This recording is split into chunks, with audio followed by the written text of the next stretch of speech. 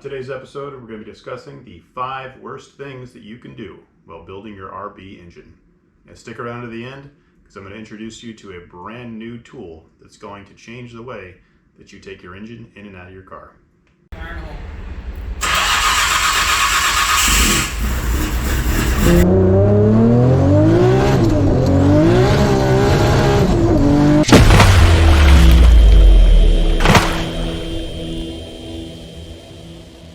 Okay, so let's run down from the top. The worst 5 things that you can do while building a forged RB. Number 1, not setting a formal outline of your build. A lot of people do this. I did this. It ends up getting absolutely bonkers and crazy. Set a formal outline. You need to figure out what you're doing. Are you doing a factory rebuild? Are you building a 500 horsepower mild street car, a drift missile, or a massive spec'd out horsepower drag car? You need to figure out what those things are because generally one can't be the other. Be realistic about what your goals and expectations are. When you start out, you might have a goal that's here, and when you finish up, your goal might be up here somewhere. So try to figure out where you want to be before you get started. Make sure that what you're planning makes sense with your personality too. A lot of these bigger builds can take a lot of time, and a lot of people aren't prepared for the amount of patience that it takes to actually get through the entire process. So if you're the type of person who has no patience and you want things now, this might not be the right thing for you to do. You might be better off trying to find an engine that's already built or buying a crate motor.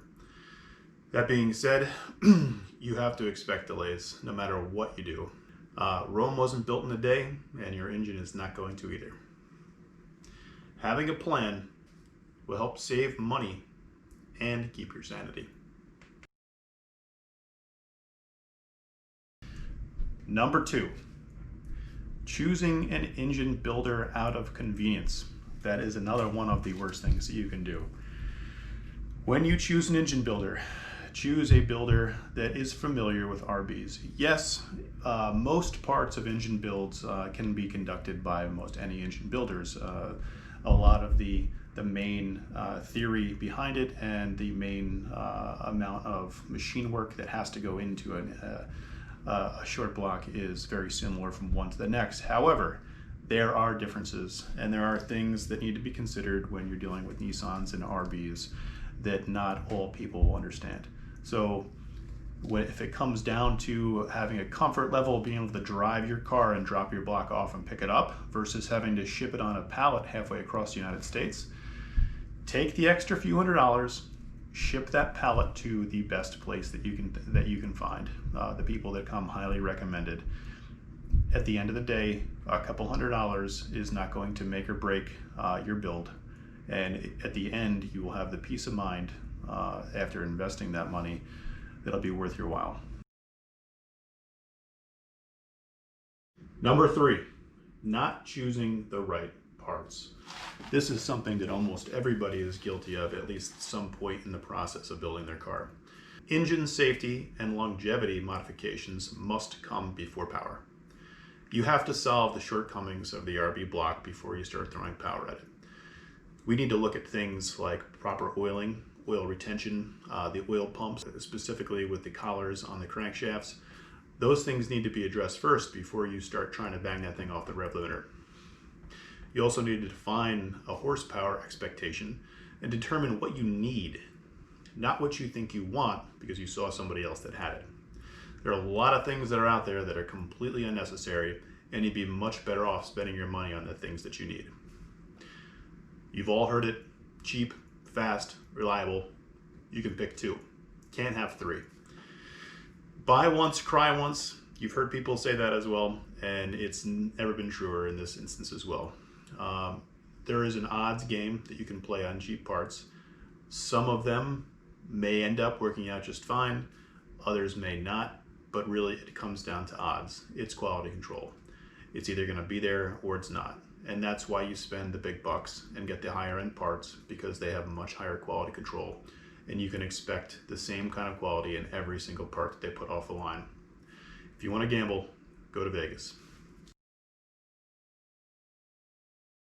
Number 4, not doing pre-checks before starting or not doing a proper break-in. So pre-checks are extremely critical when you're starting up a new engine. After you get that block back that you just spent thousands of dollars for parts and machine work, you don't want to toss it in your car and start it right up. There's things that can go wrong, and they can go wrong fast. Especially having to do with fueling. You can wash the cylinder walls clean of all the oil, making it nearly impossible for you to seat the rings, and then eventually you're just undoing all the work that you just did. Now it has to come apart and get put back together again. So you want to make sure that you go through the proper sequence of doing your pre-checks. Those include making sure all your sensors are hooked up, they're reading properly, they're calibrated, making sure that you have oil pressure, number 1, right? So verify oil pressure before you even attempt to start. It's pretty simple. Pull your coil packs out, pull your plugs out. That way it'll be easier on the engine and won't generate that much pressure in the cylinders. And then disable your fuel injectors, and you can crank that thing over and make sure that you have oil pressure. And make sure you have a gauge that can read oil pressure. If you can't, you're pissing in the dark. So there are also things that can happen during a first start or break-in period that you do not want happening when your car is driving down the road at 30, 40, 50 miles per hour. You simply cannot see, look at, or inspect what's going on under the engine bay when that's going on. You need to bring this to a shop that is recommended with RBs. Have them do a formal first start. They will go over everything, they will check everything, they'll do your pre-checks, make sure you have everything you need, and then they will monitor it as it starts up and as it runs, making sure you don't have any leaks or anything that could critically go wrong. You need to also make sure that you have mechanical timing set, make sure that you have timing set in the ECU properly. All these things cannot be overlooked. Do not try to start driving your car right after you just built this thing. If you don't know what you're doing, it will not end well. Number 5, the just send it mentality. You hear all your friends say it. You've seen the memes online. It sounds cool. You want to be that guy. But when it's your money on the line, the only thing that you're going to be sending is your bank account into a nosedive. So listen to your builder and your tuner. They know more than you do. Take their advice. They tell you what fluid to use it. If it costs a couple dollars more than what you were going to pick up at Advanced Auto, use what the tuner suggests. They know what's going on. They know your bearing clearances. They know what's going to keep your motor alive, and that's what you want. Just because you're forged doesn't mean that you're bulletproof. You have to know the limits of your engine, your fuel, and the boost level they can both handle safely. Don't turn up the boost unless you know what you're doing. Lastly, probably one of the things that I can't stress enough is just pay attention. Monitor what's going on. Often with new builds, you'll see things that are loose or you'll have a little leak. Sometimes they don't show up until you've driven the car a little bit. You want to stay on top of that. And quickly, guys, I just wanted to share with you a new product that just came out by a good friend of mine, Aaron from Bostock over in Australia. He makes great quality parts for the RB series of engines, and these are one of his latest products. They are a polished stainless steel engine slingers. Now the neat thing about these is that first off, they're sold in pairs, so you get your front and your rear, and second off, they've been elongated and enlarged at the top, so you can actually fit legitimate, engine hooks around these things. Also, as you can see, the bolt holes have been slotted. If you know anything about the OEM slingers, you know that there is a front one and there is a back one, and sometimes the two parts to the back one as well. Kind of a pain in the butt since you have to have both of those parts separate, and also not all of the slingers fit on all of the heads. So if you're an individual guy or you're a shop and you're pulling engines all the time, you want these.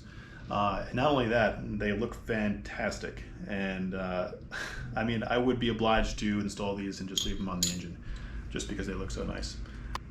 We actually stock these at Outsider Garage. So go to www.outsidergarage.com, pick yourself up a set, and grab a cool t-shirt while you're at it.